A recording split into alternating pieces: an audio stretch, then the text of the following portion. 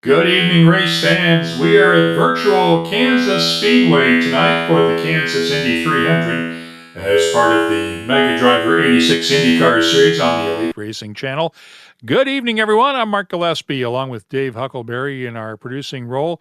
We'll be joined in just a few minutes by Tony Donahue. Hope you've had a good week. We've had 3 weeks off since Nate Siefker won our initial race at Auto Club Speedway 3 weeks ago as we start the spring season here in the Elite Racing League. Dave, what can we expect to see tonight here at Kansas? Well, I imagine there'll be probably a lot of action. It's a kind of a longer track than what we were in a lot of the other elite leagues this week. So, but it's been a while since we've been on the track, so we don't know how everybody's going to be doing. We're in the middle of qualifications right now. And trying to get my screen to refresh here so we can see who's doing what. Like we've got Pinero's up in the lead so far. Oh, about Adriano 30 Pinero seconds. And Eric Troiano. Nick DeGroot. And Tristan Wood rounding out the top four so far. We will be doing 200 laps around virtual Kansas tonight for the 300-miler. This, of course, is one of the tracks where IndyCar does not go anymore. Went a few times in the IRL days, but have not been there in several years. Let's welcome in our third partner on the broadcast tonight, Tony Donahue. Good evening, Tony. How we doing, guys? We are doing just fine. What do you expect to see tonight at Kansas? You know, it's one of those races where, as we saw with the race 2 weeks ago at Fontana, and what we saw in the actual IndyCar race at St. Pete last week, was just the fact that fuel mileage and pit strategy really comes into it. We've got some really good drivers tonight, so I don't expect to see a lot of yellow flags. We didn't see that at the Fontana race a few weeks ago. I don't expect to see a lot of yellow flags tonight. So can you stretch that fuel to go the distance, and how does that strategy play into where you want to position yourself at the end of the race? So we should see a lot of strategy tonight, as we saw a few weeks ago at Fontana. I am going to be completely honest with you guys. My screen is pixelating, so I'm having trouble seeing the starting lineups. There it goes. Now Adriano Pinero will be on the pole, Eric Troiano on the outside, Nick DeGroot, Tristan Wood, followed by Victor Del Porto and Chad Frankenfield rounding out your top three rows. Tony, you want to take it from there? It looks like from 6 on down is Chad Frankenstein, and then Gosler, Sudik, Silver, and Musselman rounding out your top 10, if I'm looking at the right one here. Forsyth, Corselli, who had a really good run a few weeks ago, will roll off in the 12th position. Van de Sant, who was up towards the front at Fontana, starts 13th. Then Hibbs, Toledo, Thefker, and Murphy round out your top 17 starters. Hallman, Miranda, Smith, your top 20 starters. So as we saw at Fontana a few weeks ago, it doesn't really matter where you start as long as you can battle that war of attrition to make your way up towards the front. You're going to have a chance to at least score a top 10 here tonight. Let's thank our series sponsors, of course, the folks at C2 Freight Resources, offering complete freight management services. They're ready to meet your needs today and your changing needs in the future. They have thousands of qualified carriers in their database and can handle shipping for everything from perishable foods to office equipment. If you need to ship it, they can haul it for you. That's our friends at C2 Freight Resources.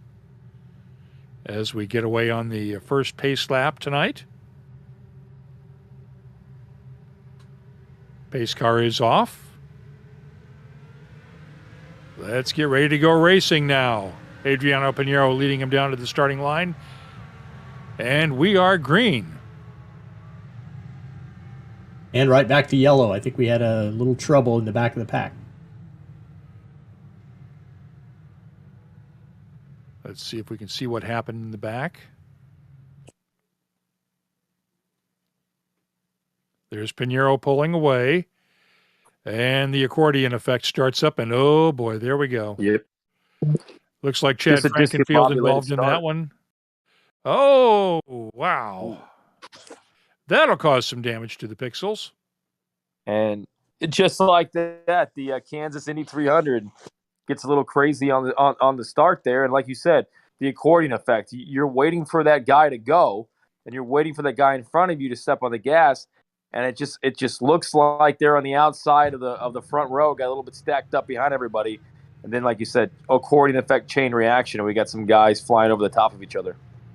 Let's see if we can see who else was involved in the accident. There's Pinheiro.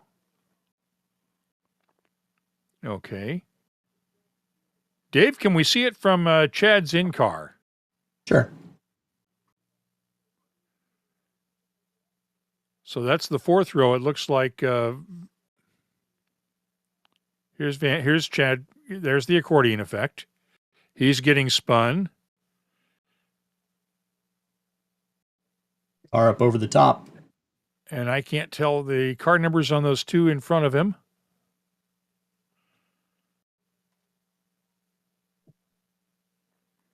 Let's see. Looks like one of those is Nicholas Sudik in the 21 car. Yeah, it looks like he's the one that got into the back of Frankenfield, started all of it.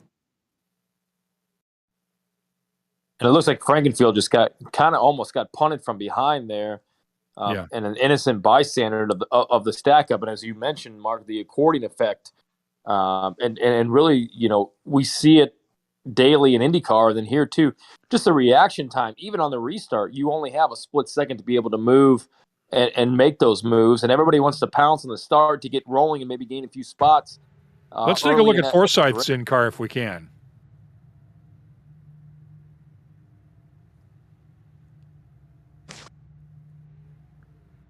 This should be interesting.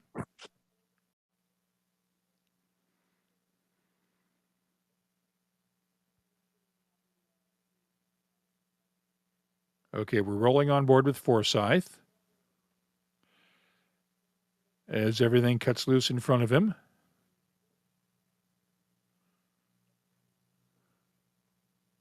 Went for a wild ride.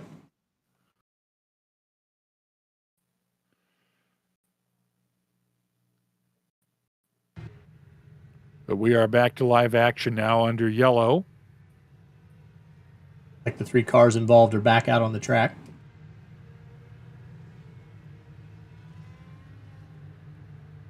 Though at the back of the field now, that's going to be tough for Chad Frankenfield, who's used to running up front. We'll see how quickly he can cut back through the field and get back up towards the front. Yeah, he finds himself 29th now. So we're going to have a lot of patience still, as we know, 197 laps to go, but still a frustrating feeling. And does that boil over into this restart and trying to pounce on as many positions that you can get?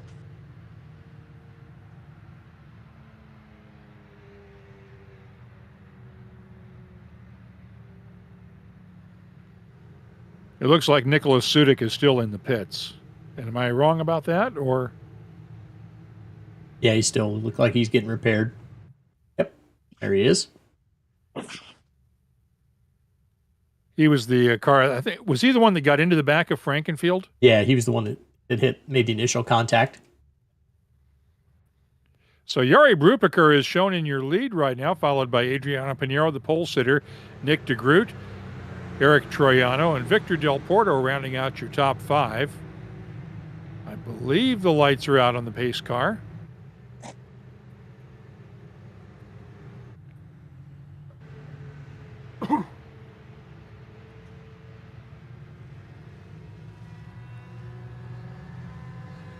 What a way to start off our Friday night here at the Kansas Indy 300 in the Mega Driver 86 IndyCar Series.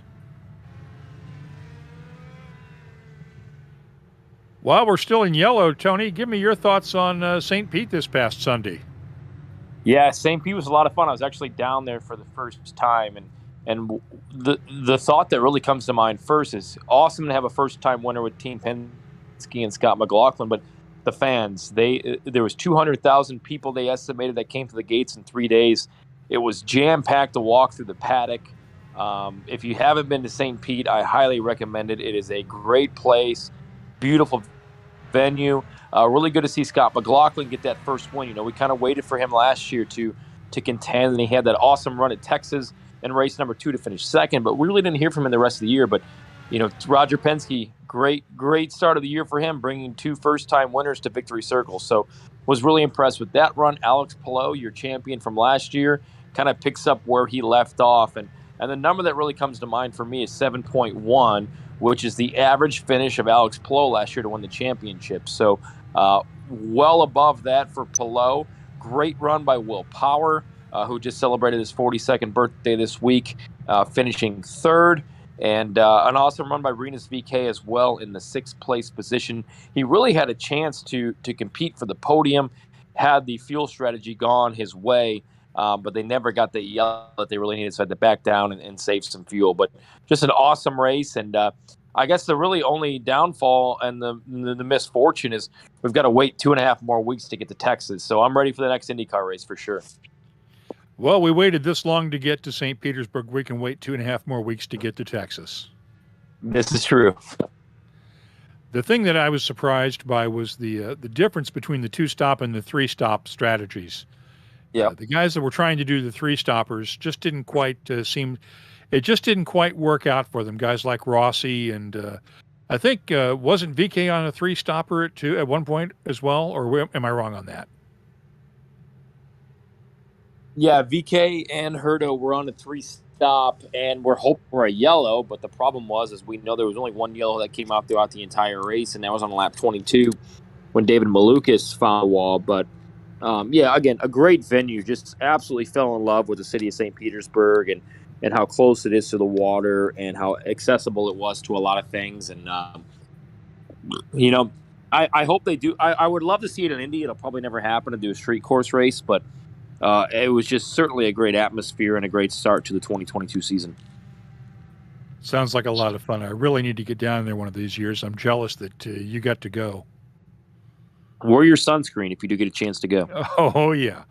been down there many times, but never during race weekend. So I'm kind of curious why we're still on caution on lap 7. Well, I got a cryptic message from race control that they're having a glitch. You might notice that Brewpacker has dropped from 1st all the way down to 29th. Some sort of glitch in iRacing and they're trying to get it sorted out. Okay. Thanks for the explanation there, Dave. Let's get a sponsor mention in here for our other sponsors right now.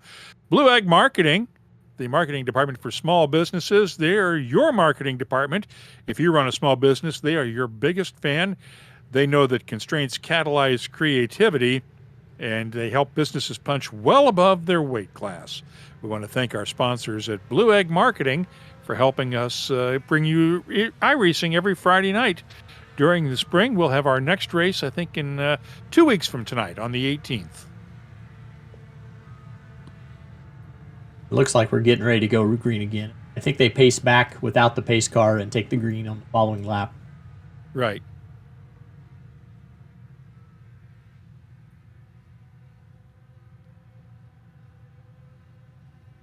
I just think but back unfortunately, go ahead.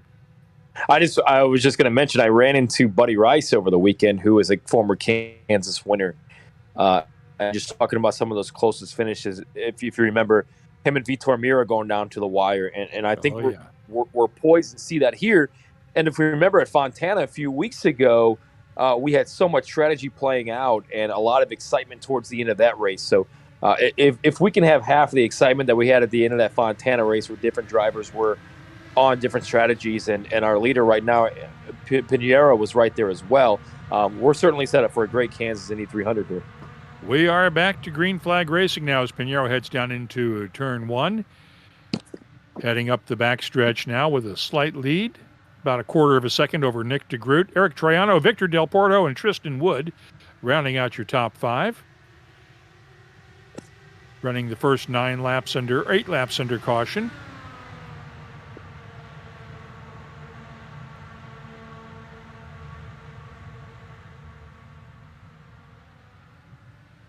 Really expect them to kind of settle in now and try to get some green flag laps under their belt. Yeah, Alex Vandesant moving up through the field right now, picked up 5 positions so far. We see this a lot too.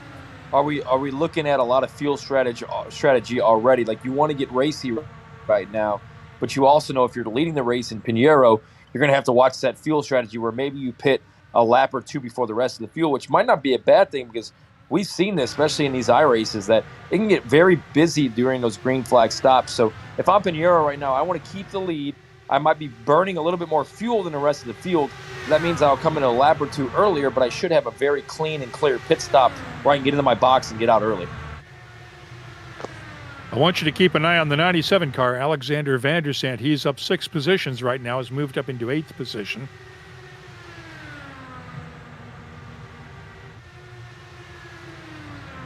And Nick DeGroot up front is a guy that we have seen up front. His livery very much reminds me of Colton Herta's in the NTT IndyCar Series. So look for him to probably stay in line right now, be in that draft, save some fuel, and really just see what his car has over a long run. Because I do think, as just mentioned, that we're going to see a very long green flag stint here. Yeah, Nick DeGroot has been part of this series for a number of years now and has a lot of experience at all of these tracks.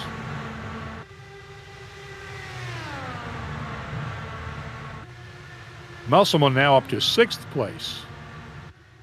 Vandersand has moved up to 8th.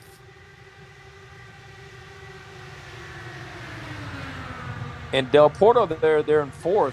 We saw this a few weeks ago. He kind of lurks. He kind of lurks, but always gets there at the end and always settles in. And if he doesn't have a chance to win, this is the point series where you got to gain as much points as possible. But he always seems to be a guy that's right there in the top 5 consistently. I want to look back further in the field to Matt Rebelis in the 96 car. He is up 11 spots so far in just the first 15 laps. He is our biggest mover so far. Man, I wish IndyCar would bring Kansas and Kentucky back. Maybe even a Michigan would be a super fun race. But Kansas always produced great finishes towards the end and great racing throughout the race. And it's a market that IndyCar needs to be in Kansas City. That would be a good place to go back to. And what's been discussed too with IndyCar, and I know they had their global survey a few weeks ago, it's just the fact that where else should IndyCar go? And if you look consistently at ratings for IndyCar, obviously Indianapolis is number 1. Then you got places like Dayton and Louisville and Cincinnati and Columbus, Ohio. Why not give it a go again at a Kentucky Speedway like this, or a Kansas Speedway, as you mentioned, which is a great market, a great venue, and within driving distance of your core fans, your core audience here in Indianapolis. So I'm all about having more ovals. I'm a big oval advocate. I think the safety measures that have moved forward with IndyCar, whether it's the windscreen or any other safer barriers, which obviously came out in 2002. You look at the safety feature, and I understand it's very risky racing, but as you know, Mark, this is what makes these real drivers different than anybody else. And the simulation that's going on right here in this race is so close. I talked to a lot of drivers over the weekend, Connor Daly being one of them, who is constantly in the simulator. And I said, what does this simulator do for you? And we got a yellow. It is so realistic. This iRacing is so to a T of what we actually are doing. I hate to interrupt you, Tony, but we do have a caution flag out. Yep. And A.J. Musselman has now moved all the way up into the lead. Let's see what happened. We're looking at Joel Harleman in the 60 car. Oh, and just got into the back, got the wheels and turned each other.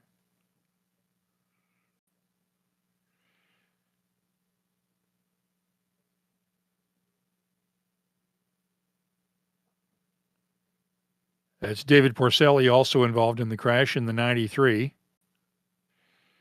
Let's see if we can take a look from his onboard. Looks like there was a little bit of contact on the wall, which sent him straight to the inside, and that's what created the contact for both the drivers to be in the wall right there. Okay, there's Porcelli. Let's roll it back a little bit.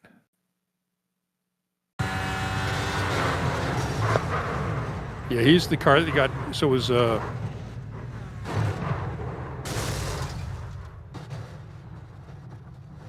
bounced into. It was Alexio that did the turning.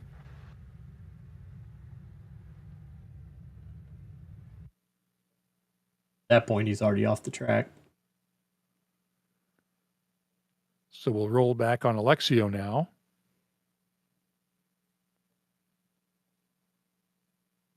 Not letting me grab him.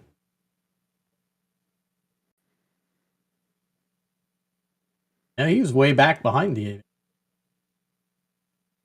Ooh, and a third car no, involved. Nowhere to go right there. And sometimes you go low, sometimes you go high and try to avoid these situations, but it's a split-second decision, and sometimes you turn the car the wrong way and there's just absolutely nothing you can do. So it looks like we had Porcelli got into Harleman, and then Alexio came in after for the third car involved. Harleman in the 60 was the third car involved in that crash.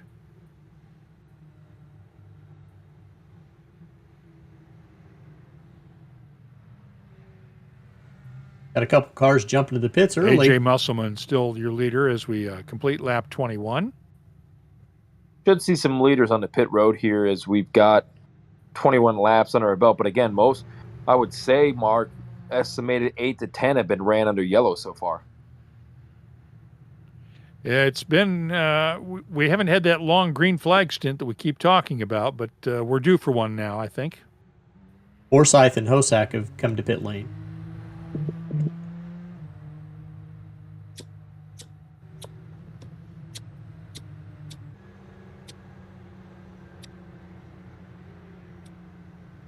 Musselman stayed out, remains in the lead, along with Adriano Pinheiro and Thomas Geisler.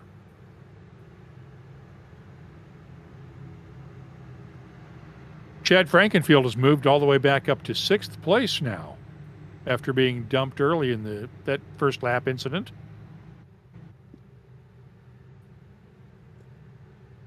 And Jari Brubaker has moved back up into 7th after being as far down as 29th early on. The track position is not playing a big role yet. Get involved in an incident such early on in the race. Sometimes you make bold and aggressive moves early on and try to make up those spots. So kudos to those guys for getting back up to close to where they originally started in a safely manner. Because sometimes when you know you got a fast car under you, it's hard to kind of pace yourself and tone yourself back and know that there's still 195 or 190 laps to go.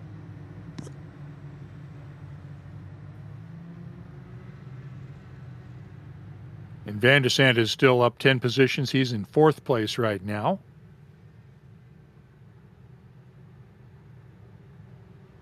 John Silva's also had a good race right now. He's in 5th place after starting 9th.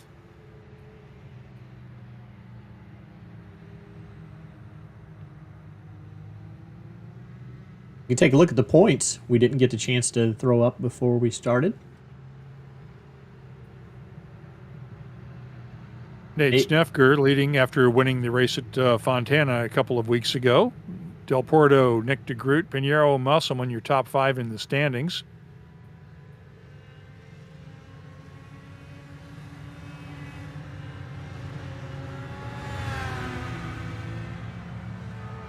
And we'll go back to green the next time by.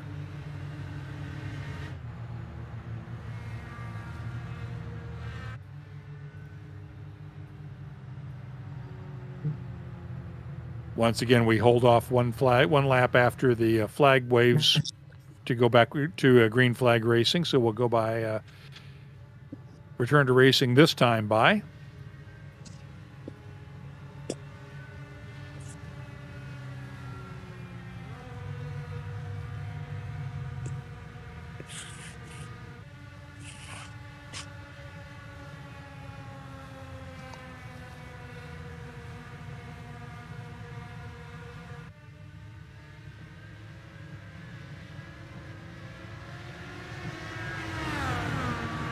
And we are back to racing now. Musselman leads him down into turn 1. Pulling out to a slight gap, about a quarter of a second gap over Pinheiro. Pinheiro going to the high side now.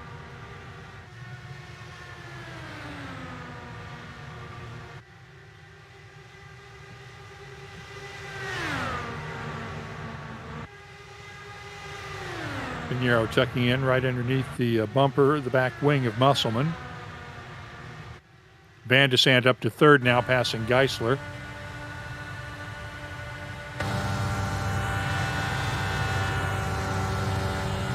Rupiker has passed Chad Frankenfield for 6th place. John Silva still running in 5th.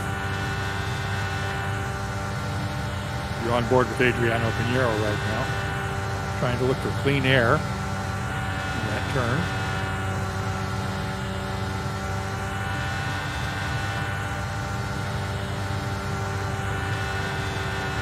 Trying to set Musselman up for a move, probably to the high side.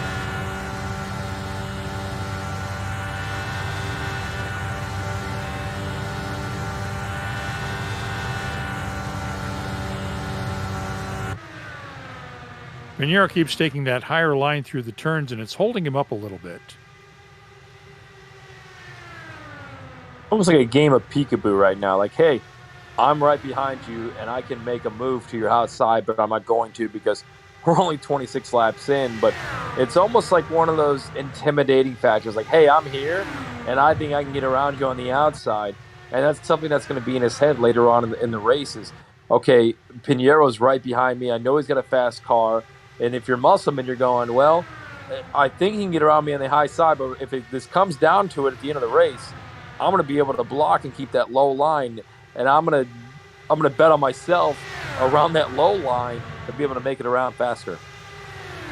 Let me play devil's advocate and argue the opposite point. I think what Pinheiro's doing is getting Musselman used to the idea that he's going to go high in the turns, and when Musselman decides to go up high to try to block, Pinheiro sneaks by him on the low side. And that would be if he leaves him enough room. And you don't want to squeeze that and end your day on that last lap going for the win when you could be getting him around the high side. So kind of feeling out your car, seeing where it works. Can you make it work upstairs? Can you make it low? And then, what's been impressive too, that you're just kind of looking at the guys that are up front. And who do we have in third? Plus 11. Guy who we talked about at Fontana, who was right there. That would be Van. And he's a guy that you and me both know, Mark, is going to be right there at the end. And he's going, all right, I'll let you guys play a little game of peekaboo. I'm going to dial my car in, and I'm going to be right there at the end. And look at him, already in third, plus 11 spots. Right. These two are going to be playing around, and he's going to wind up in the lead. Mm-hmm. And he's saving more fuel than they are because they're getting a little bit racy, and he's just kind of tucking right there into the slipstream, working on that toe, and he could probably ease in and out of the corners a little bit more than what the two cars up front can.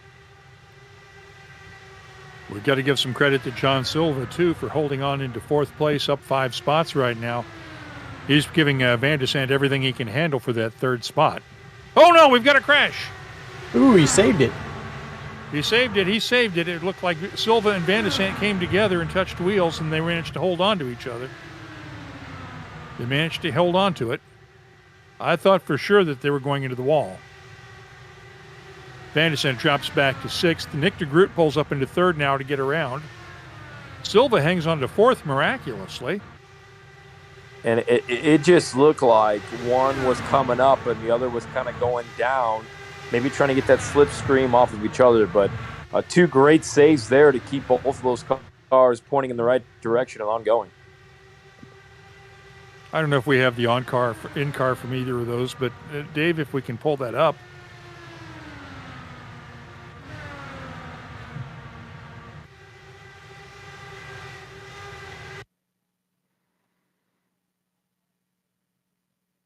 A little too far up. It didn't tag it as an incident, unfortunately. Okay. See if we can just roll her back and find. She's in 3rd there.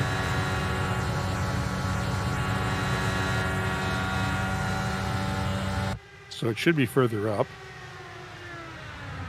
See where Silva starts coming to him from the outside. There you go. It's this time by, yeah. Yeah. You should be appearing on the high side here.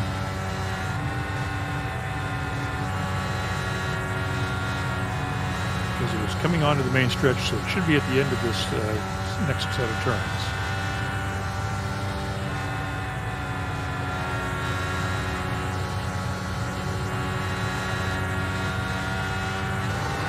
There it is. Yep, there we go. Quick hands. Quick hands. Good save on both sides. That could have been a real mess. Thank you, Dave. We can go back to live action now with Musselman in the lead. Pinheiro, DeGroot, John Silva, Van de Sant back up to 5th now.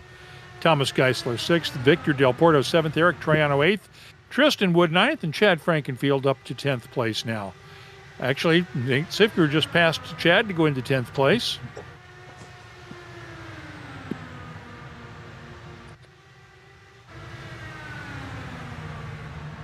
Chad's falling back here. Have something going on with his car.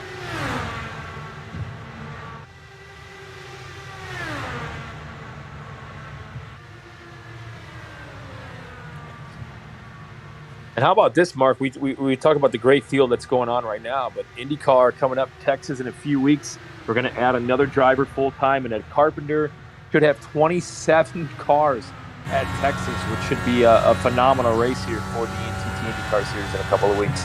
That is going to be a fun one to watch. You can never rule Ed Carpenter out on the ovals, especially at Texas. Yeah, a guy who's won there before. We'll see if the magic comes back a little bit with the new number, going with number 33, a number that made a lot of sense for him. I'm 33 years old, so I love it. Larry Bird's my hero, so I also love that. So hopefully we can get Ed Carpenter a couple of wins here over the next couple of weeks. And certainly Indy 500, I think, would be one of the more popular wins. I was actually at the unveil yesterday morning of the Elio Castro Neves on the Borg Warner Trophy and got to talk to Elio for a while. And it's kind of crazy to think, Mark. I think you'll agree with me. It's been since 1993, so it's been 30 years since we've seen a driver go for his 5th Indianapolis 500 win, and I think Elio's got a few more attempts left in him. So, everybody says records are meant to be broken, and I think it would be cool to be able to say that I was at all 5 and the only 5-time winner of Indy 500. So. I'm certainly cheering for Elio Castro Neves, but would love to see Ed Carpenter win as well. That would be very cool. I was at AJ's 4th when he won his first, when he became the first 4-time winner, and that was fun watching AJ and Tony Holman ride around the track after the race. Of course, that was the last time we got to see Tony Holman, as he passed away several months later, but those memories are what really makes the 500 special.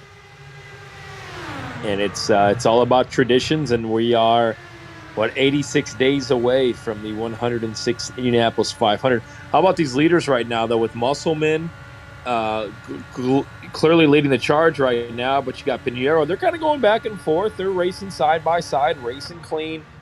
Sitting there in 3rd is DeGroot, who is the guy that we know is going to be there. Then Van de Sant in 4th. So these leaders are getting a little bit racy, but it seems to be very respectful racing here early on, with just 46 laps complete. We should be due for the first round of green flag pit stops soon.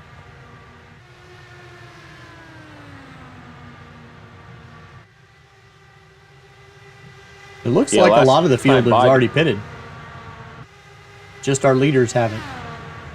Del Porto on back are showing they pitted on lap 19. Yeah, during one of the cautions, during that second caution.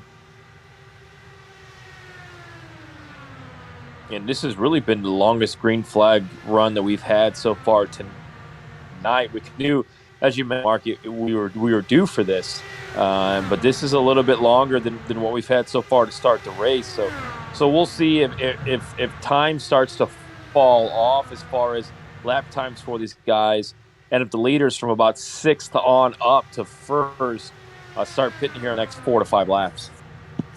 Yeah, Musselman, it looks like, is about half a second off of his best speeds from earlier in this stint. So it would look to me like his tires are starting to go just a little bit.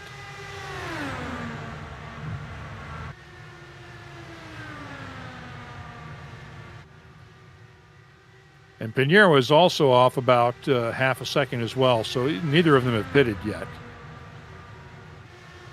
As Pinheiro moves ever so slightly into the lead and trades it right back over to Musselman. Oh, looks like we got a car with problems. Let's take a look. Fails Okay. Toledo. off the track for some reason. Didn't really get into anything. And I believe that he has already pitted. Is that correct? Yes. The second time, And so he's maybe he completely has come to a stop. May have had some failure of some sort. And we saw that, Mark. I was at the Indy Lights race, and a friend of mine has moved up to Andretti Autosport and was leading the race. Christian Rasmussen, he was the F2, he was the Pro 2000 champion, has moved up to Andretti Autosport. And our running joke is I've seen the guy race 4 times in person. And he hasn't lost. He's won all 4 races. And then I show up at the track halfway through the Lights race on Sunday morning.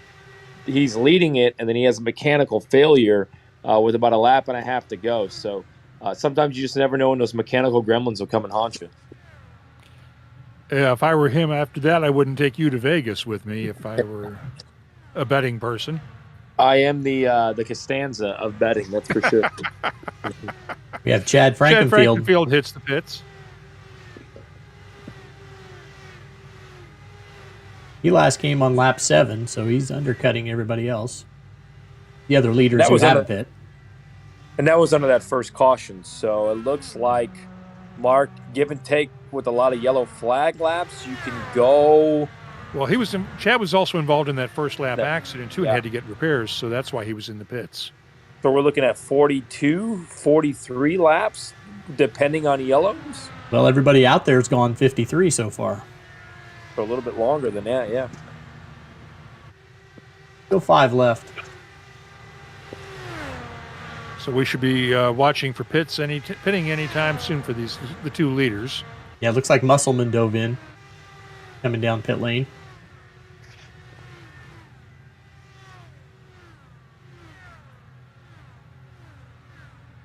So let's work off of 53 is about the max that you want to try to go 53 to 54. We should be seeing Pinheiro, Van de Zandt, anytime, and Silva would be the last 3 left out. Right, because Pinheiro hasn't been saving any fuel at all as he gets ready to try to put somebody a lap down.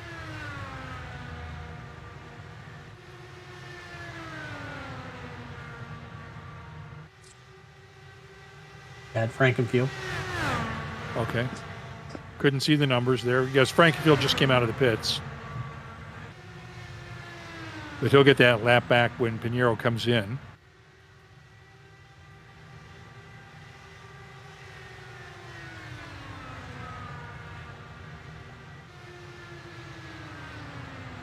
Mark, I don't know if you noticed this a little bit, but it almost looks, and I know with Texas coming up for IndyCar in a few weeks, this is what's discussed a lot, but it almost looks like there is 2 grooves here at Kansas that you can really make some moves on the outside. I know a lot of times, obviously, the lower line and right around that white line is the preferred line, but it seems like guys can really get upstairs on that second or third groove and make some moves.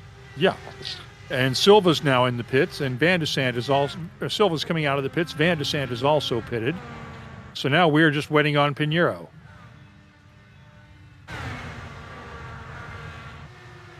Here, Pinheiro here, everybody's coming down. You got to be patient working through some of this lap traffic, and they get these guys that are merging back onto the backstretch from the Pinheiro's pit lane. Coming in. He's hit the pit lane now. So 58 is as far as you can take it realistically. We can work back from there. So realistically, about lap 115 or so, we should start watching for the next round of stops. If we stay green.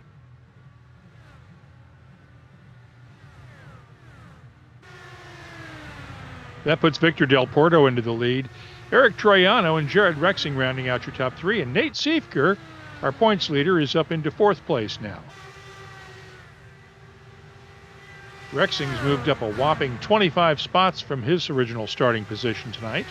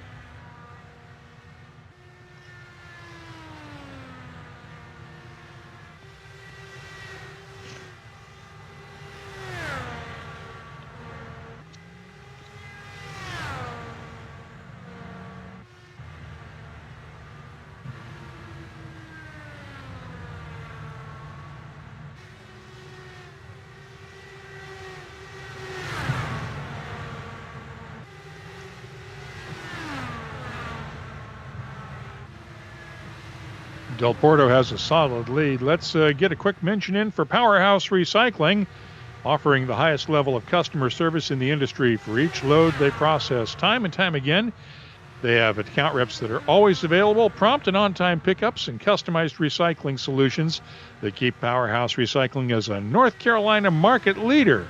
They believe in quality customer service before, during, and after the processing of your materials. And they believe through superior customer service, customized recycling, and complete transparency, they can earn your business and hold your longevity in your business relationships. Thanks to our friends at Powerhouse Recycling for their support of the Elite Racing League.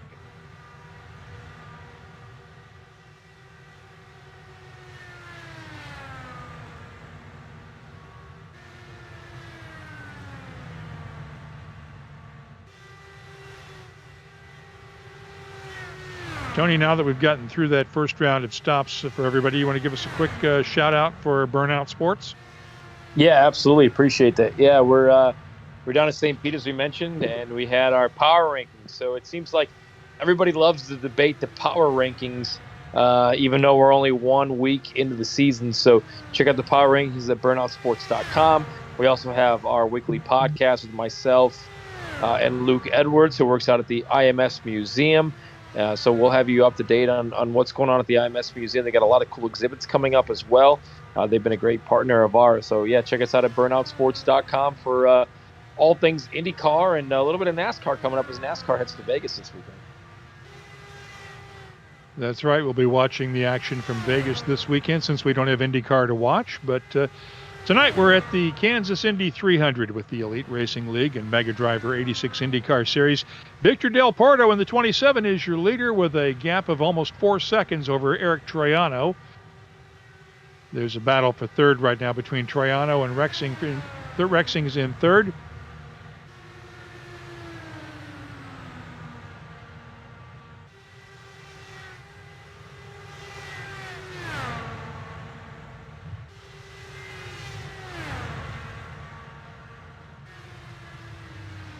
Some guys that have moved up so far, as we see, we got Rexing plus 25, Murphy is plus 13, Smith plus 16. A lot of guys in the top 10 there, Mark, that have moved up 15 plus positions here. So a lot of movement throughout the field. Obviously, a lot of that has to do with the caution that came out right at the start of the race. But a lot of guys have really moved up to the field and find themselves inside of the top 10 that started well back in the field. Looks like some of these guys may be going on a 4-stop strategy tonight. Mark Murphy, Hunter Smith, Alex Belvance, moving up and taking advantage of pitting early and trying to get ahead of everyone with the undercut. Rebel is coming into the pits now. Coming out of 9th place and dropping back now as we speak, but he's hit the pits. Full load of Speedway fuel, 4 fresh Firestones. And he's away.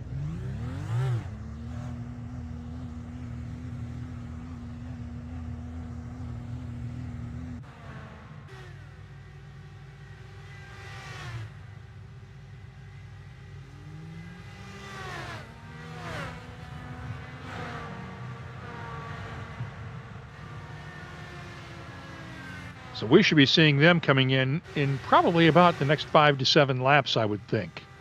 Well, we're starting to see them now. Smith, Balvance, and Nick DeGroot all hitting the pits. And, Mark, we saw this at Fontana, how important it was to have a great in-lap and a great out-lap and how much of a difference that can make. And it could be anywhere from 1 to 1.5 seconds of time that you make up, which might not seem a lot, but that's the difference between having a gap between second and third or having a little bit of a lead. So these green flag pit stops, ever important to just hit your marks, get in and off of pit road just as fast as you can without making mistakes. And our leader, Victor Del Porto, is in the pits, followed by Jared Rexing. That puts Troiano into the lead. He should be by in the next lap or two, along with Mark Murphy in second place. They should both be hitting the pits any time now.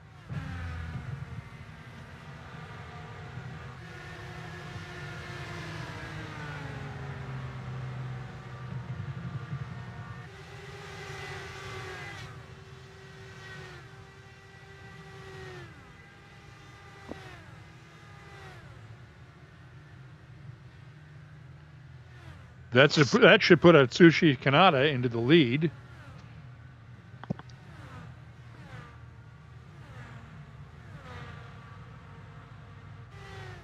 Okay.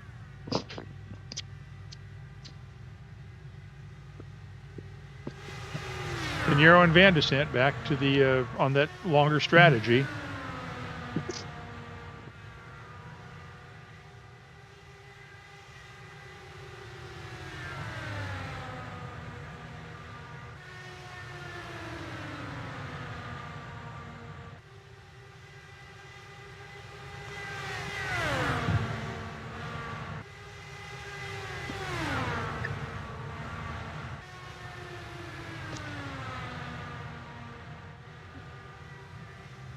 We can call that the 3.5 stop strategy.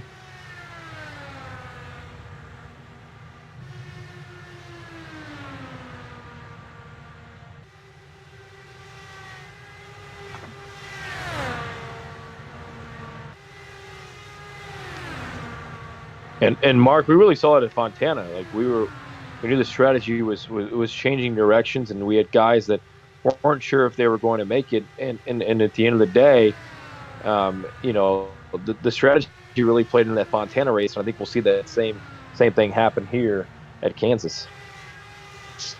Yeah, the strategy is obviously it's critical at a place like this when you're doing 25-second laps on a 1.5-mile track. You've got to have the strategy in place to I'm babbling at that point. Let's crank it up and listen to him for a second, okay? Mm-hmm. Love it.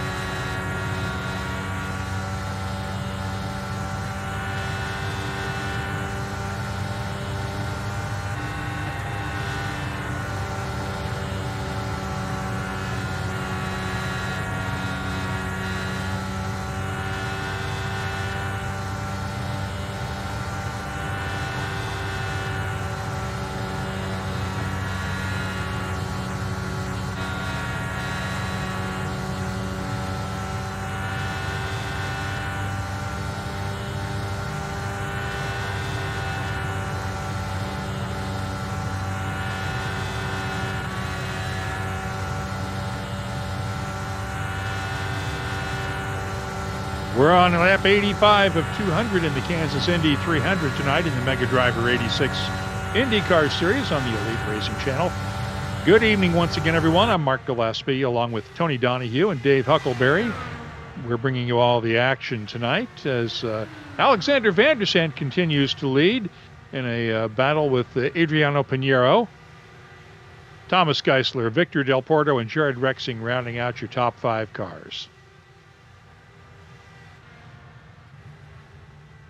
And this is that long green flag extent we were kind of looking for, right? We know that we've got some of the best iRacing drivers out here. And, sometimes cautions bring cautions, but good for these guys for getting into a groove, finding their rhythm. And you look up and down the top 10, as we talked about, Mark, there's a lot of drivers that have really made some progress throughout. I mean, you look at Van de Sant, the guy who's leading right now, plus 13, and we mentioned him. He's always right there lurking. He was running in third for a while. Pit stop cycles come through. Rexing's up 23 positions. Ribeiro's up 19 positions. So a lot of guys that started towards the back of the field are now up towards the front. And sometimes qualifying tells you all you need to know. And sometimes you get into the race, the strategy plays out. And some of those guys that just needed the track position get that track position and find themselves up towards the front.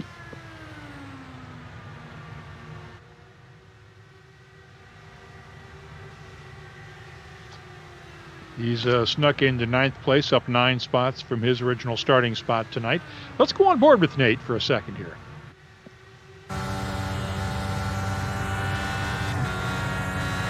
It's a great looking green car here too. I love a good green car. Not a traditionalist, huh? No. Whoa, almost got up into the wall there. Yeah, I think you're not supposed to bring a green car or the number 13 to Indy, which is exactly what Danica Patrick did a few years ago. We know how that ended up in her final 500. But as a fan of the color lime green, look at I love the gloves. I'm all about a nice lime green car. And he's actually running up through the gears here, as we can see. He's right on the red line there.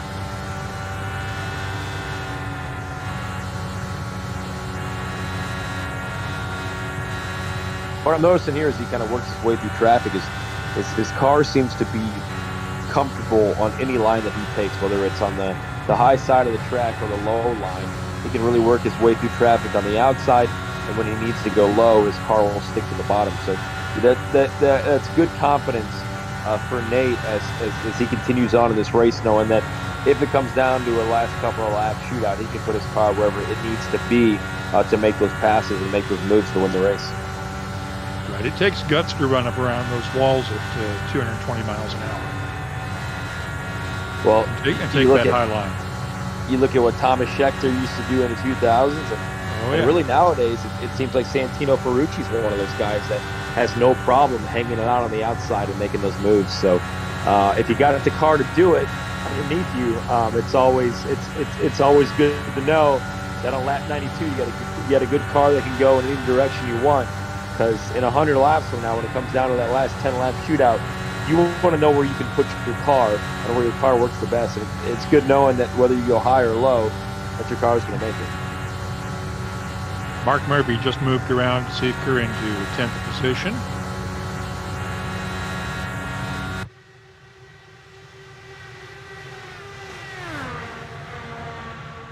Go back to our leaders now. Van der Sant leading Pinheiro by about half a second right now.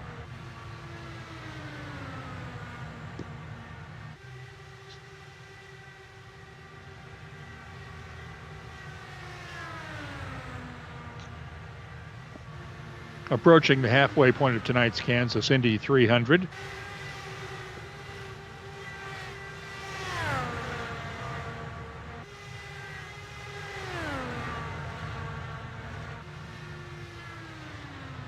Two weeks from tonight, we'll be at the Long Beach Grand Prix on the streets of Long Beach, or the virtual streets of Long Beach. You can catch all the action. We'll start with qualifying at 7:30 Eastern Time here on the Elite Racing Channel.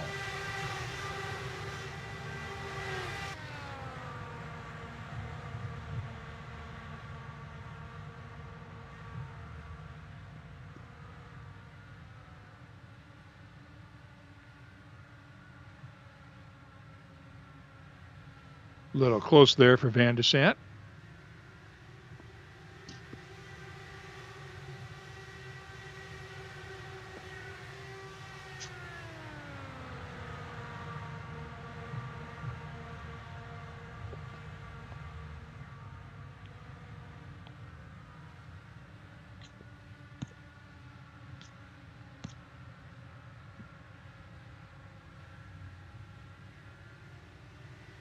Looks like it. Yep.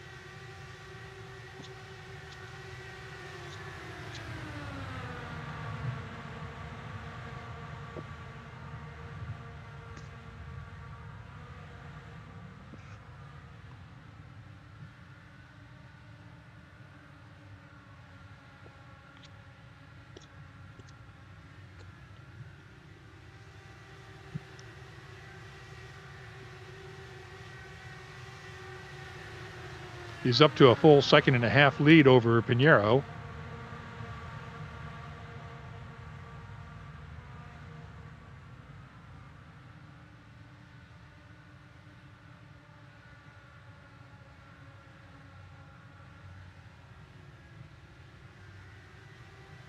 That's Alex Malvan's running in 11th position right now. A lot of guys making moves on that high side, as we mentioned. That's probably on those last couple of laps. If you're the leader, you're going to protect that bottom. But looks like a lot of guys are really dialing their car to be able to make those moves on the outside. Okay, let's start watching because it's been about 50 laps almost now for our leaders, Van de Sant and Pinheiro.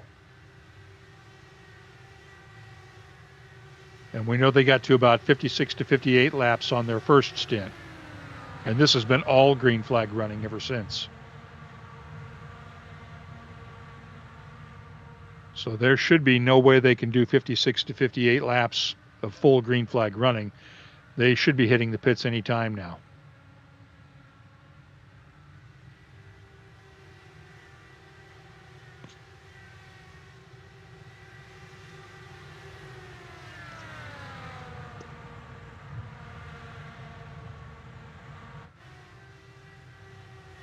And he was at 53 laps since his last stop.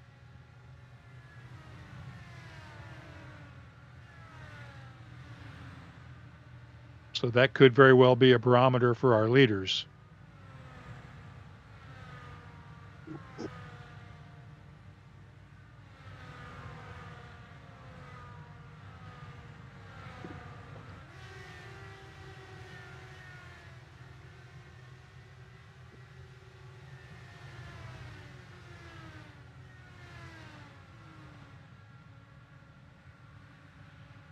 Looks like Van de Sant is slowing down to head towards pit lane. Same with Pinheiro.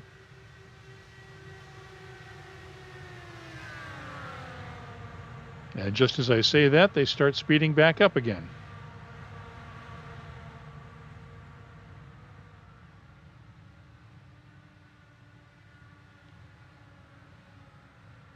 Right, I was looking at there he comes. Now he heads down into the below the line.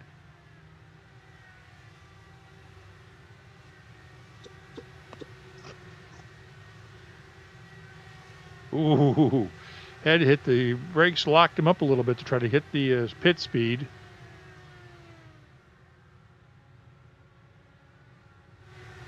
So he's in on. So they're both in on lap 146 or lap 106.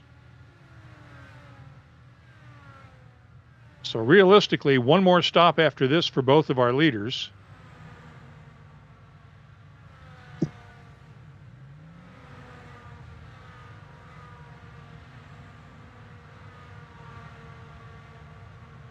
Van de Sant is away. Pinheiro takes over the lead of the race, but he's got to pit probably the next time by.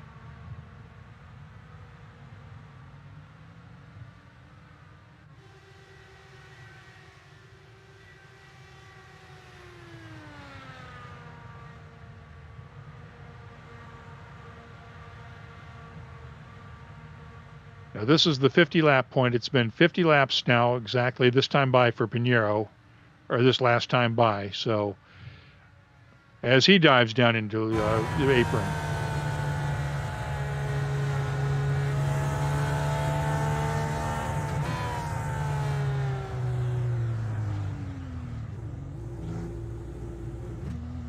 So barring yellow flags, one more stop for Pinheiro should do it after this one.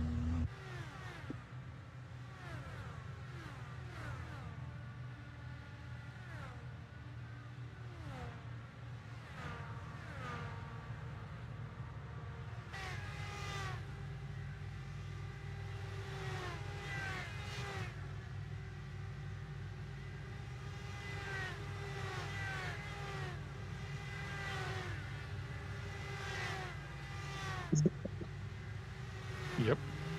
Sounds about right.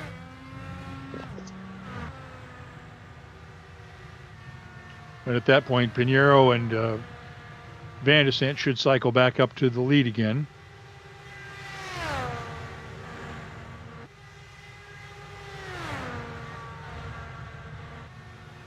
Meanwhile, Victor Del Porto is leading the race, followed by Jared Rexing in the 10 car, Eric Troiano, Jari Brupaker, and Justin Fortner.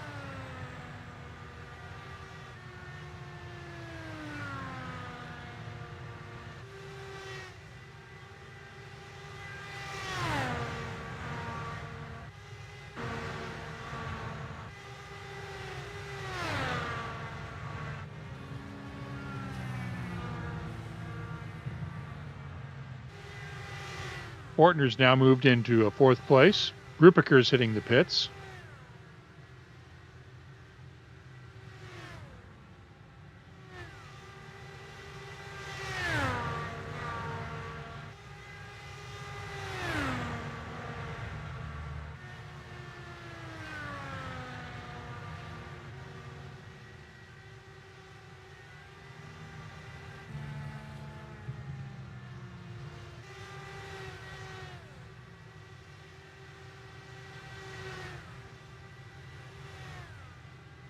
And here comes Fortner down pit lane.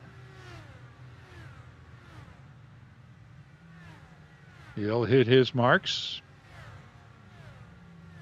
One stall late.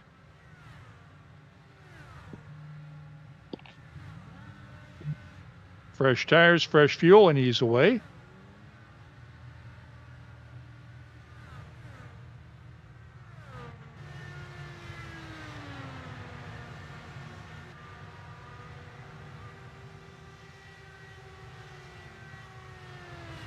You're looking at Hunter Smith from Little Eagle Racing. He's in 5th place right now, up 16 spots tonight.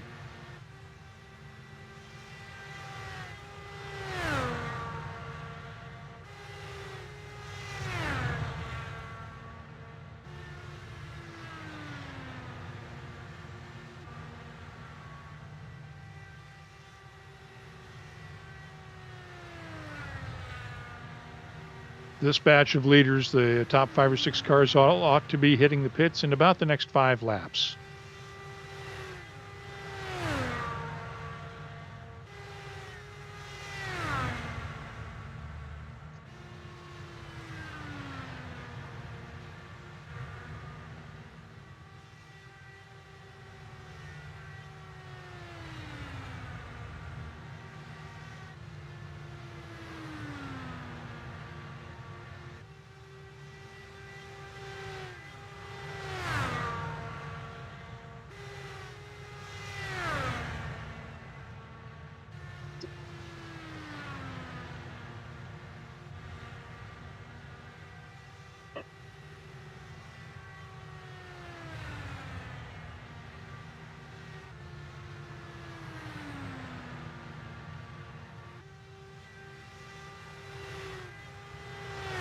And I believe, 10 cars still on the lead lap?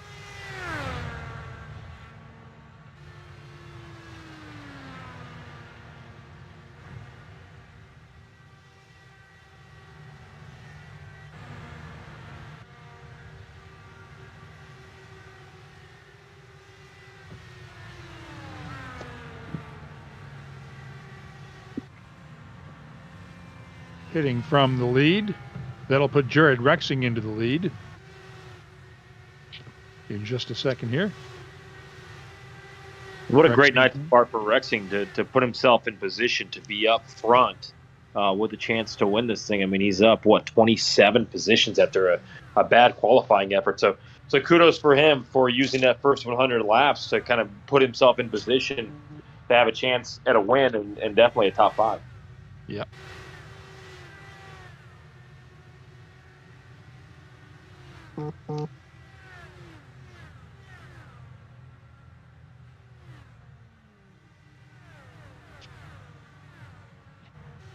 Rexing. That leaves Rexing as the Rexing and Mark Murphy is the only leaders. Murphy's hitting the pits now as well, so we should see Rexing in the next lap or so.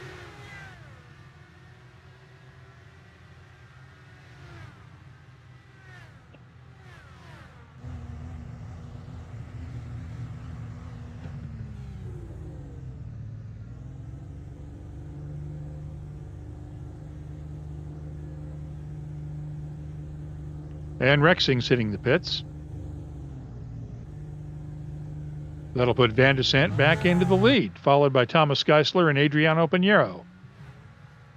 Really impressed by how Van de Sant has performed here this evening. We know he's a guy that's always there towards the end, but to be up 13 positions, kind of survive those first couple of incidents, kind of what we talked about in the last race, Mark and Fontana. All of a sudden, you get later in the race, and we start talking about him.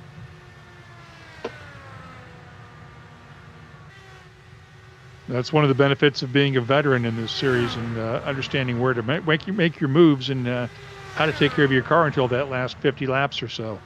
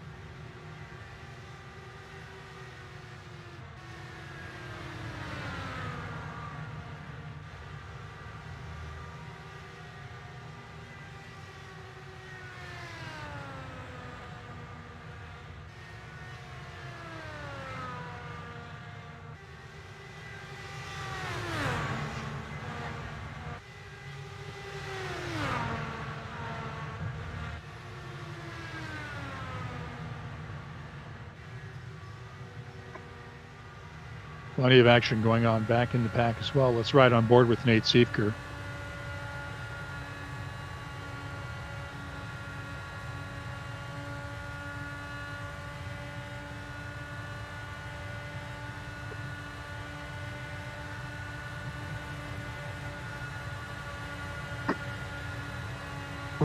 It depends on the view, because I prefer the in-car cam when there's no traffic, but the nose camera is great when there's some traffic up ahead.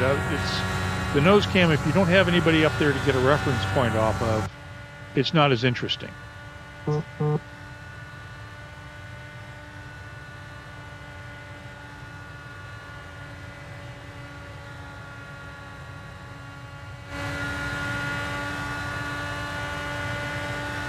Oh, yeah.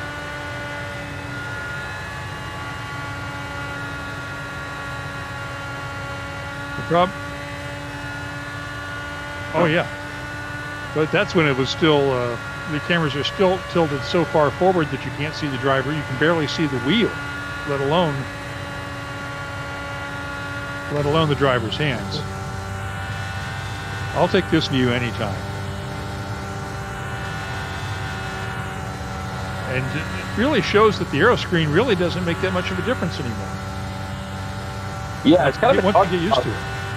Kind of been talked about here with some IndyCar drivers, and they like the screen from the visual standpoint, but just the way that the car races, I wouldn't be surprised to see IndyCar go to a halo here over the next couple of years. You've got the Indy Lights already doing that F2000, but there's been some backlash on that aero screen here as of late, and just taking the car away from being as racy as what it could be. So don't be surprised that aero screen goes away here over the next couple of years. I'm not 100% sure how I feel about that, because the first time we take away the aero screen and somebody gets hit in the head with a chunk of debris, they're going to be calling to put it back in.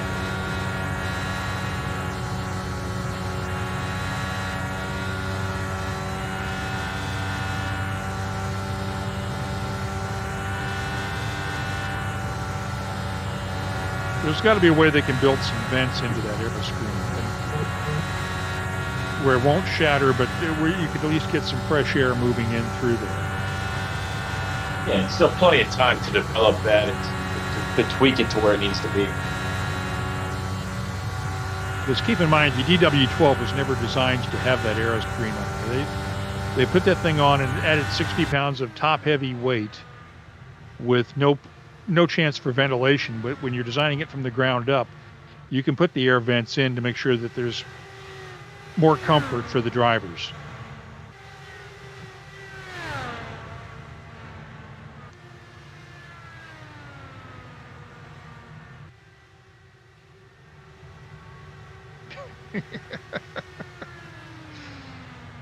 Yep, we're in the 10th anniversary of these things.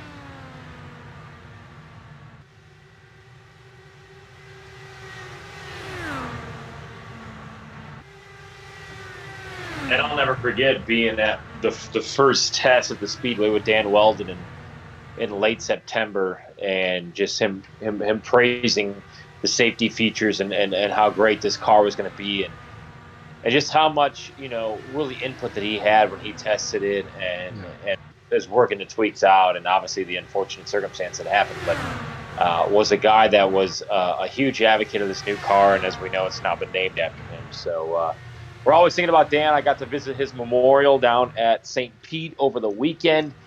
Saw both of his sons, Sebastian and Oliver, as well. So a lot of Dan Weldon presence in his adopted hometown of St. Pete over the weekend. Yeah, we miss Dan. One of the best, nicest guys ever in the field ever.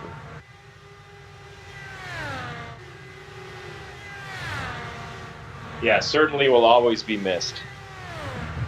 We are on lap 136 out of 200 here at the Kansas Indy 300. Alexander Van der Sant remains your leader with a gap of about half a second or so over Thomas Geisler. Correction, that's about 5.5 seconds lead. He's stretched out to a nice advantage. I think his biggest lead of the night is 5 seconds.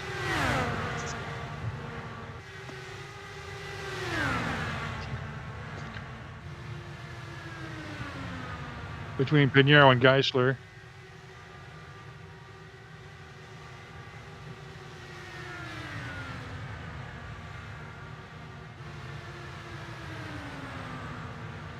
Well, that's the problem. Those guys are all running not nose to tail. If they could catch up a little easier, if they could break the air easier.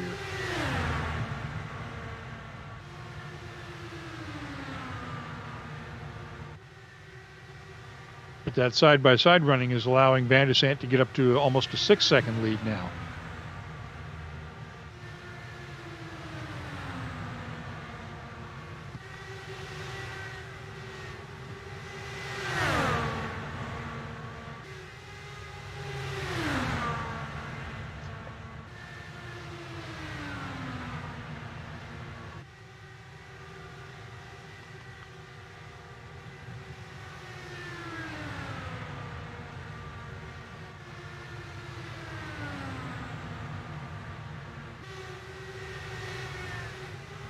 This is going to get interesting. I'm looking at Thomas Geisler in third right now.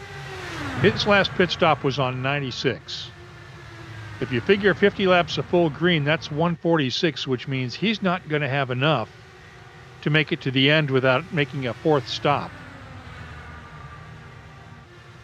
Unless we get a yellow flag somewhere.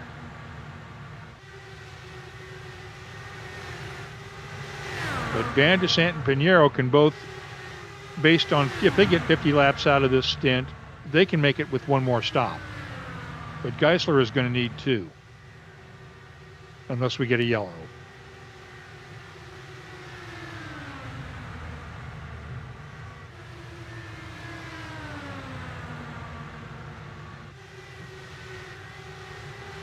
Right, because they can stop anywhere. They'll have enough to where they can get by. Everybody else in the top 10 spots on the lead lap can still get by with one more stop, realistically. but ooh, nice move.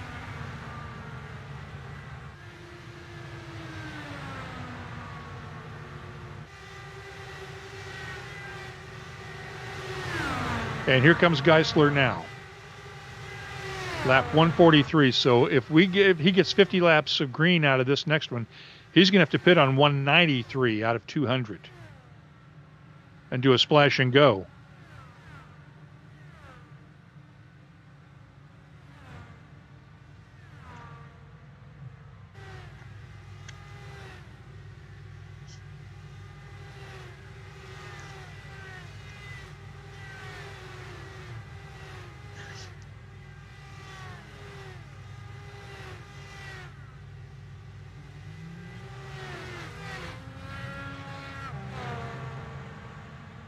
Yeah.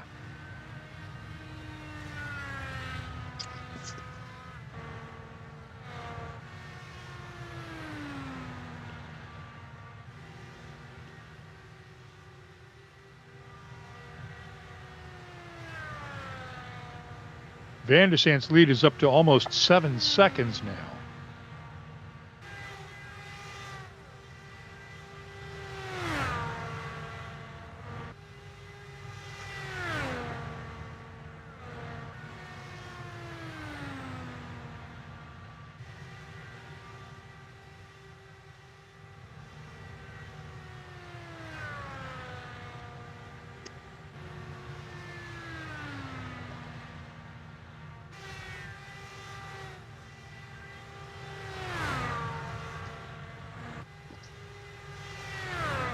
By my count, we have 7 cars on the lead lap, but I could be wrong on that.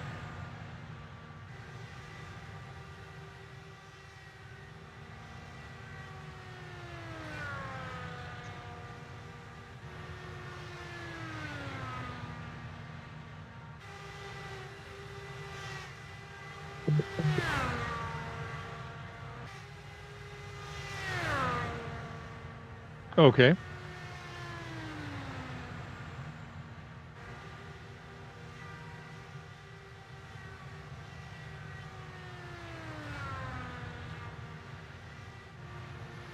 We are approaching the 3/4 point here in the Kansas Indy 300.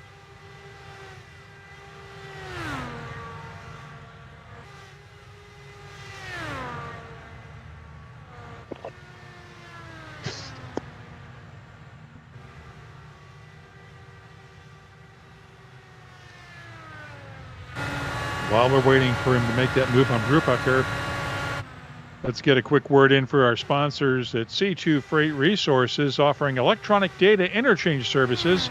They let you keep close tabs on your shipments throughout the entire movement process. For more information about EDI services or to discuss your needs for other specialized services, contact C2 Freight Resources.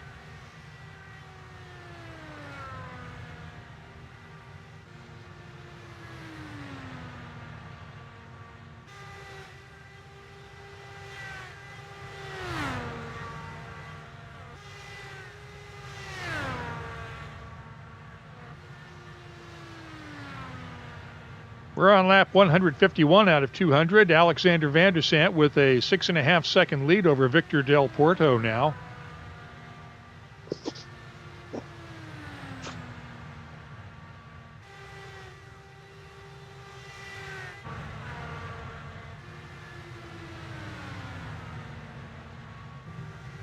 Yeah.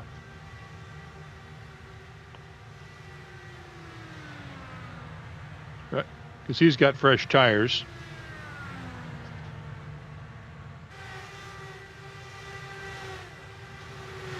Let's go on board with him and follow him through the field.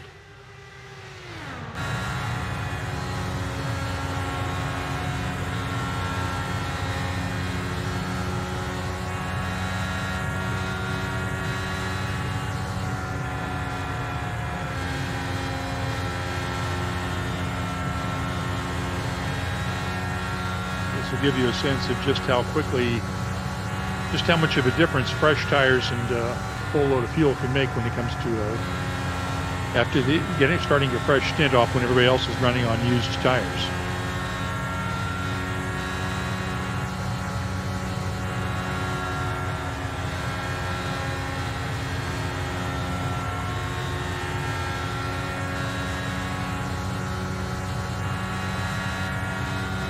Van de Sande is pitted now from the lead.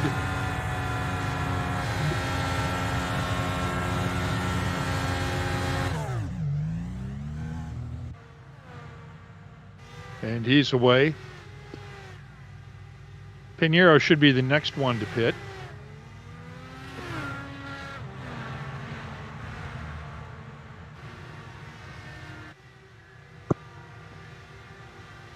He's at 47 laps on his current stint. Here comes Pinheiro down. He'll pit now. Could be enough to make it the distance. You're right inside of that window for sure.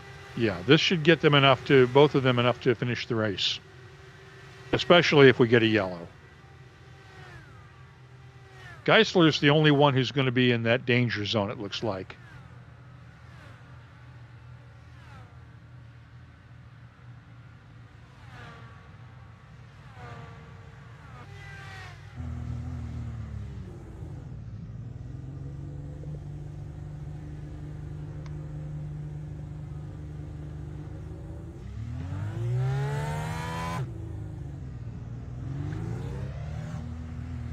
And he's away.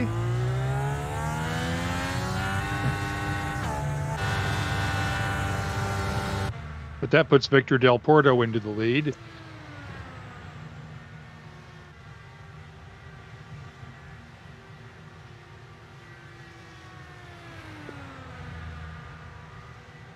Currently in fourth position.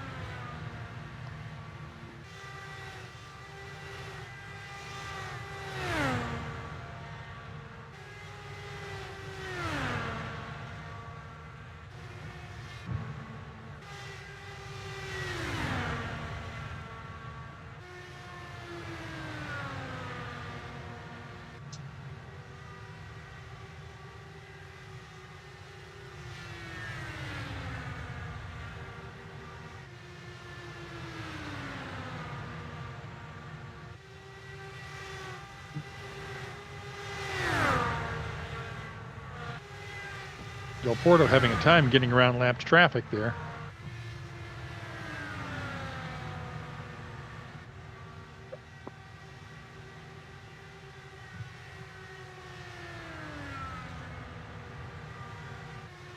Right. And this is something you're going to have to deal with for these final 40 laps, right? Especially if it stays green, is this lap traffic. And really, even in the IndyCar race on Sunday at St. Pete, we saw Jimmy Johnson and Devlin DeFrancesco, guys that were battling to stay on that lead lap, really didn't make it easy for those leaders to get around.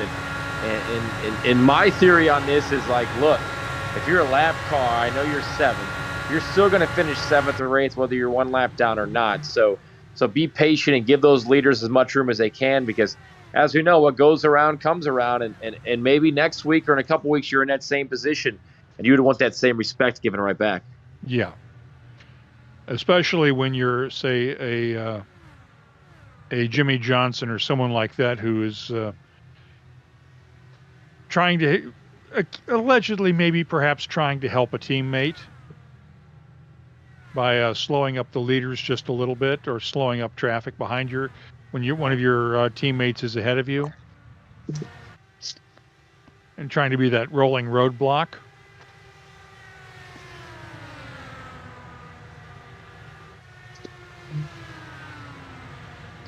Well, and I would say this, when you're doing, those last couple of laps, I understand what you're doing, and there is a team strategy, but IndyCar needs, Will Power said this in the post race, IndyCar needs to do a better job of throwing that blue flag out, and if you have no chance of winning a race and you're holding up the leaders, regardless of if your teammate's first or second, these guys absolutely have to get out of the way, because if Devlin or Jimmy would have held somebody up and cost McLaughlin the win, we would have had some words exchanged and maybe even some fists on pit road, which to a lot of people, they would have loved that excitement, because that's what's going to get you on SportsCenter, get you on mainstream. I mean, the only reason why IndyCar made SportsCenter this week in ESPN is because McLaughlin made the not-so-top 10 today after his celebration fail in victory circle. So it depends on how you look at it, but certainly I would say this. I get the team strategy of it. I get trying to compete and be fast and stay on that lead lap. But when it doesn't matter towards the end, it's just best to give way to the leaders, because I always say, what goes around comes around, and just because you're a lap down this week doesn't mean you won't be leading in a few weeks, and that same person might be in front of you. So I do believe karma is alive and well in the NTT IndyCar Series. But the question begs, what if you're not a lap down to the entire field and you're just a lap down to the leaders? Do you get out of the way for everybody else then? Or do you still get to fight for your position if you're only a lap down to a few cars? Yeah, and I think every situation really differs. I mean, look, on Sunday they had one caution flag, so it didn't seem like you were going to get a yellow in that final 3 laps to kind of move yourself forward through the field and be able to pounce on the restart.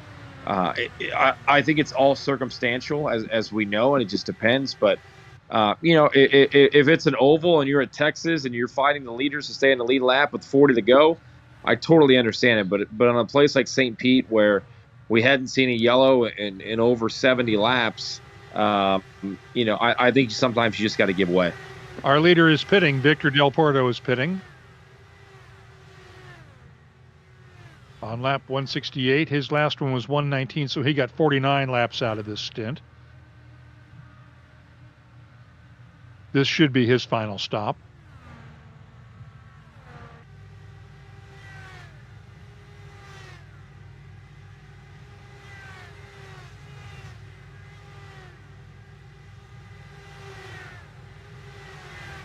He's not going to make it in front, but he's 5-6 seconds now.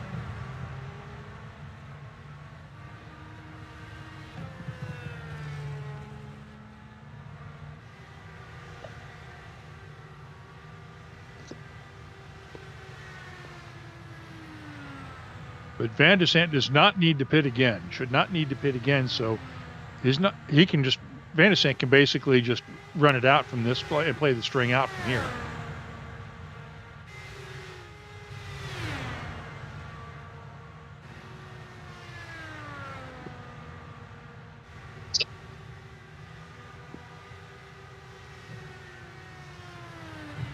And Pinheiro does not have to stop either.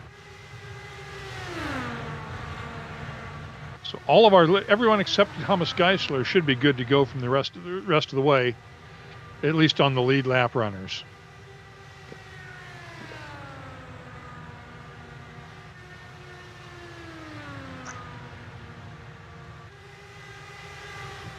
Yeah.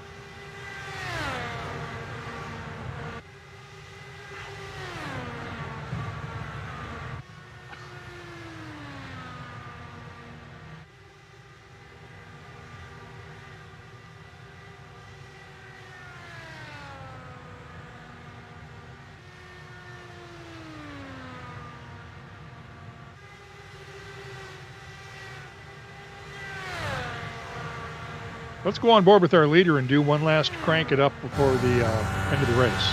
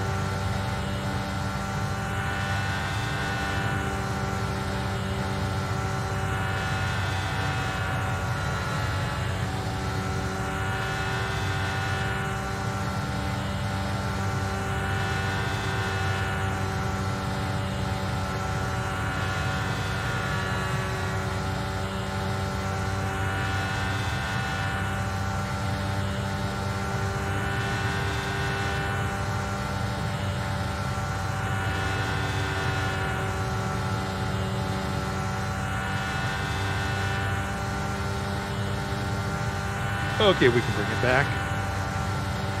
We are back with 19 laps to go at the Kansas Indy 300.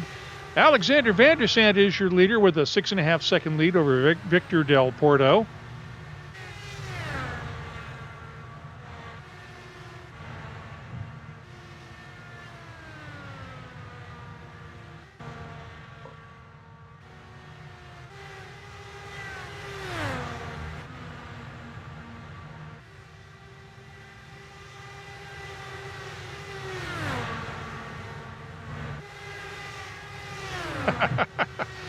Hunter Smith in 8th. And Thomas Geisler pitted while we were in crank it up mode and went ahead and pulled in for a splash and go to give him enough fuel to get to the finish. But it puts him pretty much out of the running for the win now, but he'll come out in the top 10.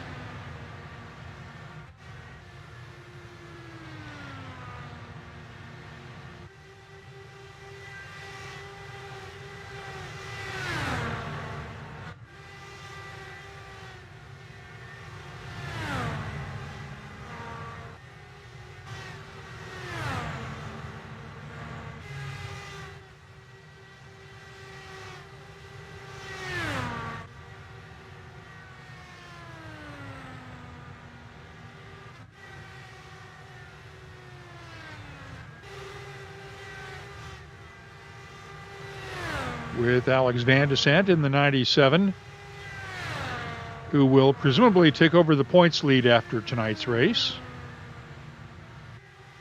from Nate Siefker.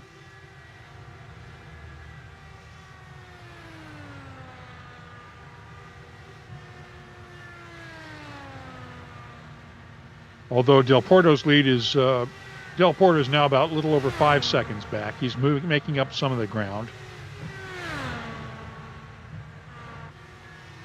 Van der Sant appears to have relatively clear track ahead. Just one car in his way.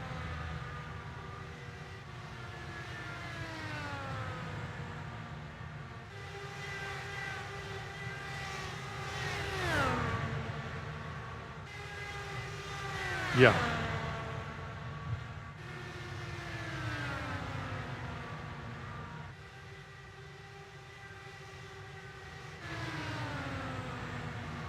Pinero's had a 2:33 recently. Hunter Smith had a 2:31.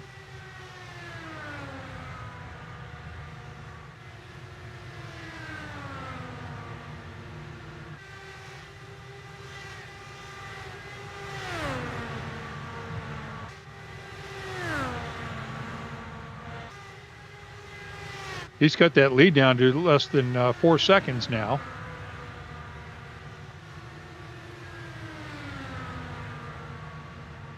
I know it's back up to about almost 6 seconds. My apologies.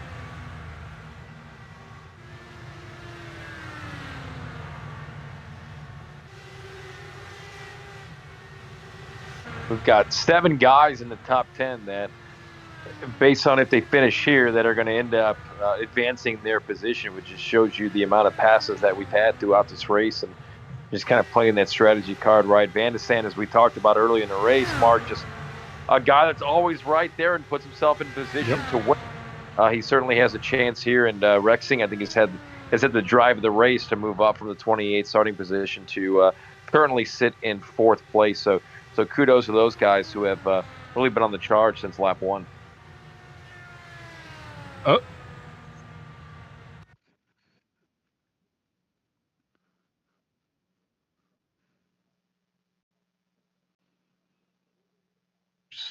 Way under that white. Whoa. Little asleep at the wheel there on the straightaway. Oh, and there goes the pace car. Oh, we need to see the in-car on this one just for fun.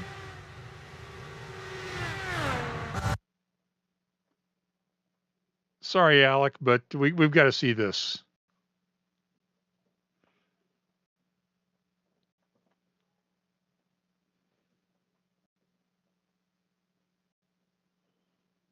He must have reached down to pet the dog or something, because it just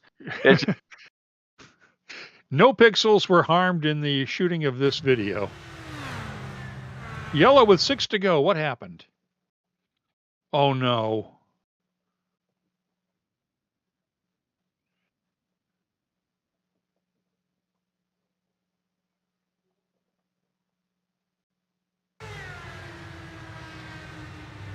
Is that just a mechanical?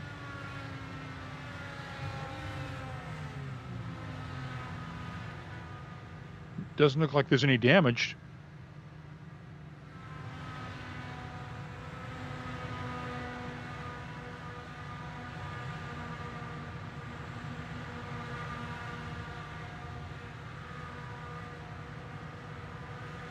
That pretty much gives it to Van de Sant now with 5 laps to go.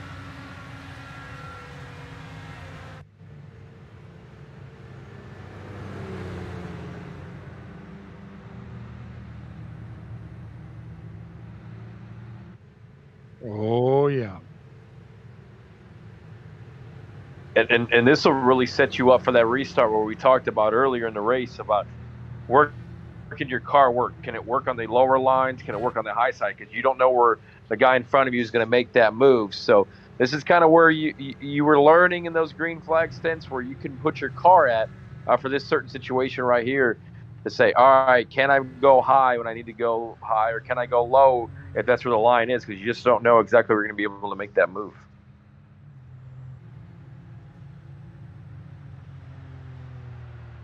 Oh, this should make it even more interesting.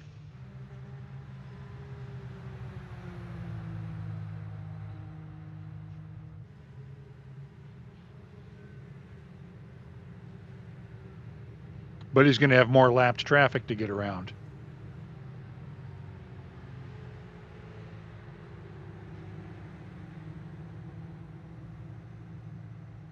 No.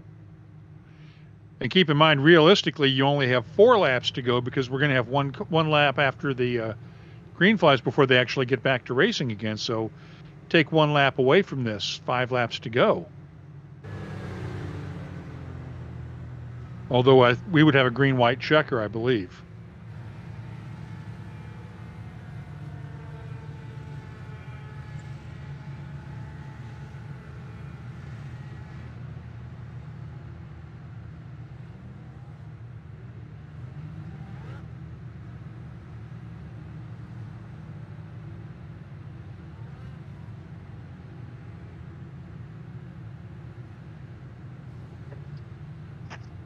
Okay. And Troiano's got fresh tires. Oh, no, I'm sorry. You're right. You're right. Del Porto and Rexing have fresh tires.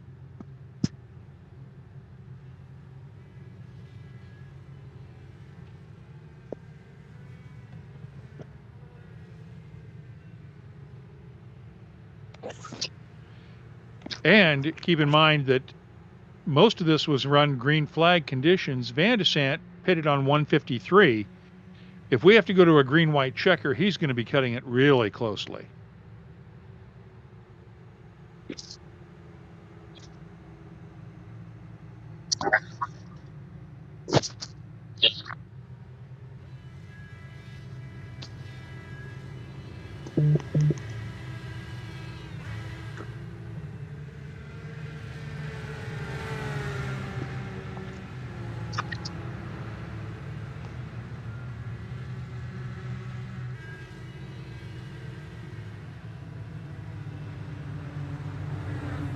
I think they're moving some of these guys out of the way now.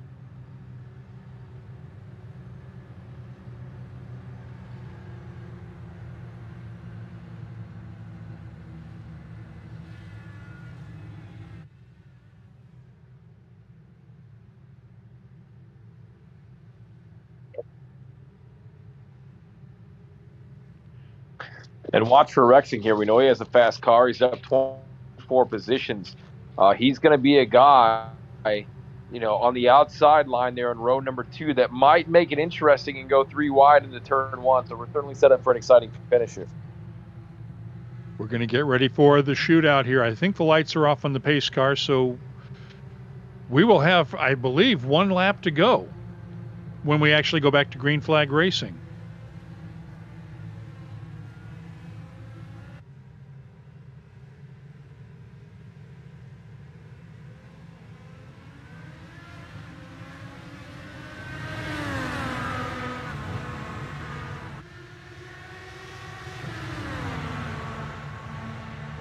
Okay, we're going to race it.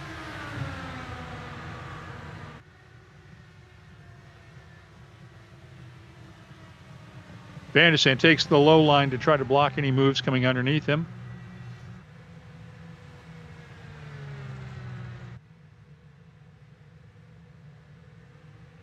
White flag here, and he's got a pretty big gap. So it's a great restart there, and that might be all she wrote with that great restart. Yep.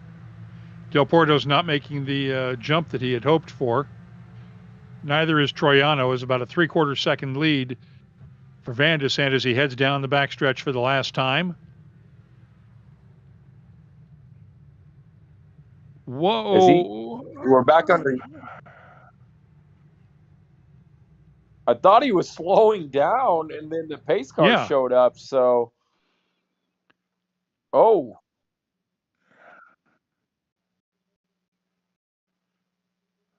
So that'll give us a green-white caution then.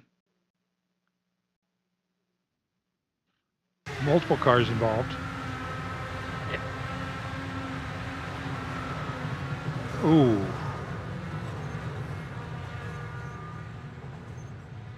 I did not see the number on that blue car.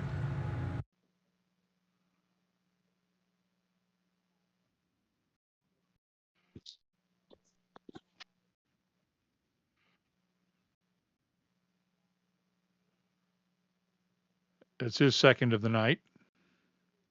Kanata.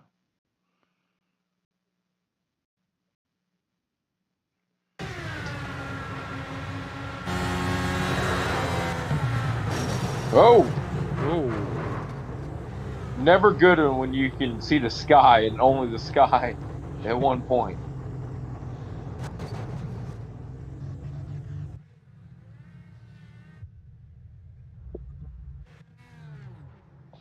Well, then we have a checkered flag. So we finished under yellow.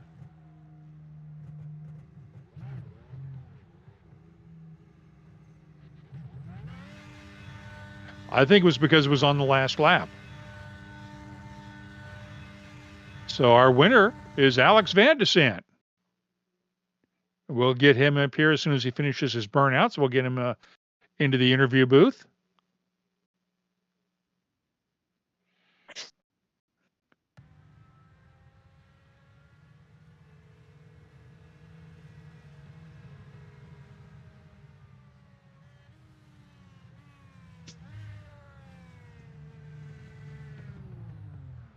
And when you cross a caution space, you don't even need a slowdown lap. Burn them down. Let's bring Alex in. Here's our winner, Alex Van de Sande. Congratulations, Alex. Thank you. What was your take on that last, on the finish there? We thought that was going to be a green-white checker when the pace car came out. Did that catch you by surprise? Yeah, well, I mean, it was, but I guess people wrecked behind me. And not like there just happened to be 2 laps to go. So, we didn't get the white flag, and then that ends the race. Happy it went that way with the 2 guys with fresh tires right behind me. I was very sad to see that 6-second lead go away. But yeah, I'm just really proud of how I drove. I think I took care of tires a lot better so I had a lot of speed towards the end of the runs, and I managed traffic a bit better. And that's what got me out there. Yeah, we saw you pretty much. Go ahead, Tony. So yeah, Alex, we kind of saw you in that first 100 laps, just kind of lurking. You were running 4th. What were you getting a feel for in that first 100 laps that really helped you towards the end? I know you mentioned that you had tires towards the end, but but it just seemed like you found some speed early, but was very patient and did a lot of learning in that first 100 laps. Yeah, so here, it's really hard to pass the leader, especially if you're on equal tires. You need to pin them down on the white line for a whole run. So I knew it wouldn't be worth trying to fight for second. Just chill out behind the top three, stay with the leader though, and then just play the strategy. I pit a bit early, and that got me that undercut was really effective, and that eventually I was able to build that up through the green flag pit stops. What was going through your mind that when that last caution came out with 6 laps to go or so, and we're waiting, and you have a 6-second lead coming through, and you're thinking, uh-oh, they're coming right behind me. Yeah. Especially after Del Porto and Rexing hit the pits for fresh tires. Yeah, I didn't think it would be worth pitting there, but then with only 4 cars in the lead lap, but then again, it's so hard to pass the leader, so if somebody had stayed out, I don't know. I hate it for the fans that it didn't end under green, but happy for myself because I don't know how that would have worked out for me. Well, this, I believe, puts you into the points lead after 2 races, which, since we don't have Henry Bennett around to deal with this year, puts you in a good position, I would think. Yeah, that's pretty good, especially after a really poor result at Auto Club. So yeah, just a really lukewarm start to the season. Hopefully I can build on that in the next few races and get that momentum back up. Well, that's our winner, Alex Van de Sant. Congratulations on a great race, Alex. Thanks, guys. Let's bring in second place Victor Del Porto, or third place, rather, Victor Del Porto. Evening, Victor. Congratulations on a good run tonight. Thank you very much. What was the key to coming in third tonight? You were right around the lead all night long. Yeah, but with this last yellow flag was terrible to me. Yeah, because when we knew that when you pitted with 6 to go, we thought you had fresh tires that you were just going to come blasting up through the field.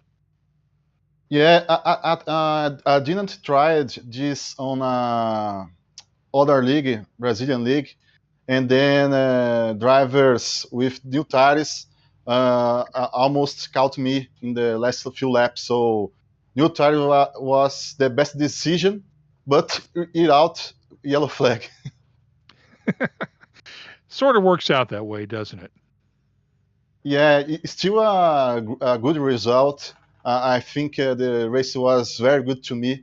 I was trying every stint to close the gap to Alexander and Adriano, and I passed Adriano, but Alexander was very far from me. But then second was an awesome result, and then the final few laps, I tried to win, but I finished third. Was yet a good result. Any sponsors you want to give credit to? Yeah, I want to thank you, my team, Beneporto Pro Racing, my sponsor, Pro Racing Simuladores. It's a company who builds cockpits, pedals, direct drive, wheels. So thank you very much. Access the site from them. It's a Brazilian company, proracissimuladores.com.br.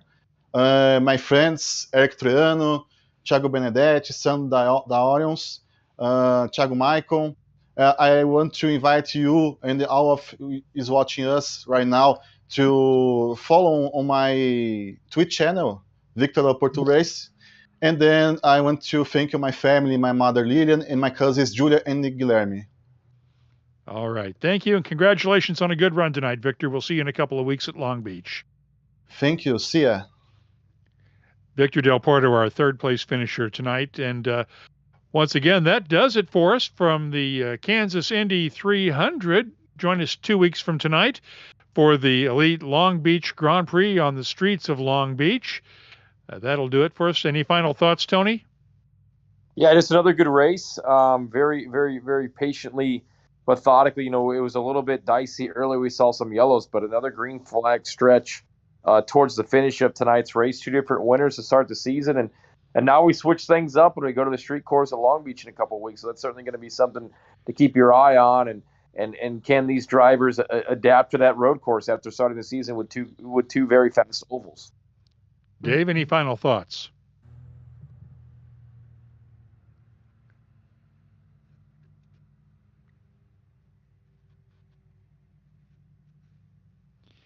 Well, that does it for us tonight. For David Huckleberry and Tony Donahue, I'm Mark